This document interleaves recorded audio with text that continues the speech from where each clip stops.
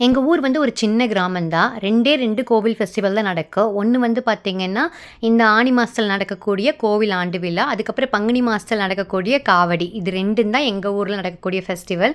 So, அதனால வந்து பார்த்தீங்கன்னா, உண்மையாலுமே நான் ரொம்ப என்ஜாய் பண்ணிக்குவேன். இந்த 2 ஃபெஸ்டிவல்ங்கிறதுனால தான். ஸோ, முந்தின நாளே ஆளெல்லாம் வந்திருந்தாங்க வாசல் வலிக்கிறதுக்காக. தீர்த்தத்துக்கு கொடுமுடி போலான்னு சொல்லி எல்லாம் டிசைட் பண்ணியிருந்தாங்க. ஸோ, கலசத்துல வந்து பார்த்தீங்கன்னா, அரிசி, பருப்பு, உப்பு, புளி, ரூ. 1 காயின் இதெல்லாம் போட்டு கலச துணி வச்சு கட்டி, அ ஆத்துக்கு போயிட்டு இது எல்லாத்தையும் ஆத்துல விட்டுட்டு நம்ம வந்து தீர்த்தம் எடுத்துட்டு வருவாங்க. ஸோ எல்லாருமே வந்துட்டாங்க. பஸ் எல்லாம் வந்துருச்சு கொடுமுடி போறதுக்காக. எப்பவுமே நான் தான் போவேன். இந்த வருஷம் வந்து அண்ணா போகட்டுன்னு சொல்லிட்டு நான் முதல்லயே டிசைட் பண்ணிட்டேன்.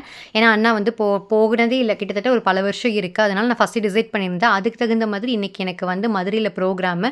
ஸோ அங்க நான் போக வேண்டியதா இருந்துச்சு. அவங்களெல்லாம் வழி அனுப்பிச்சு விட்டுட்டு, நான் வீட்டுக்கு வந்த உடனே என்னோட ட்ரெஸ் எல்லாம் எடுத்து அயர்ன் பண்ணி பேக் பண்ணிட்டு நான் வந்து கிளம்பிட்டேன். அடுத்த விளாக்ல வந்து மதுரைக்கு போய் என்னென்ன பண்ணோம் அப்படிங்கிறத வந்து பார்க்கலாம்.